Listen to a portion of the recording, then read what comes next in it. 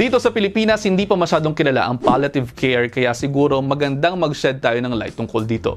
Kapag sinabi kasi nating palliative care, ito ay isa pong medical specialization na ibinibigay para sa mga taong mayroong chronic disease. Pero kadalasan, ito ay mas kilalang ibinibigay kapag ang pasyente ay mayroong terminal case tulad ng cancer or heart failure. Pero sa katotohanan ng bagay, ang palliative care ay pwede pong magsimula sa kahit na anong point ng disease.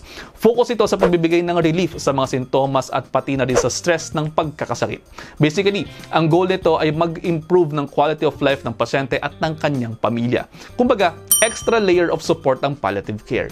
Ilan sa mga sintomas na ina-address ng palliative care ang sumusunod: pain, depression, hirap sa paghinga, fatigue, constipation, nausea, loss of appetite, hirap sa pagtulog at anxiety. Ito sa tingin ko ang kadalasang nagkukulang sa mga hospitals natin. Minsan masyado na tayong focus sa iba't ibang bahagi ng katawan ng pasyente kaya panahon na sigurong magkaroon at mag-zoom out tayo at malaman natin kung ano nga ba ang goals ng care at kung ano nga ba ang pwede pa nating maitulong sa bawat pasyente para magkaroon ng better quality of life.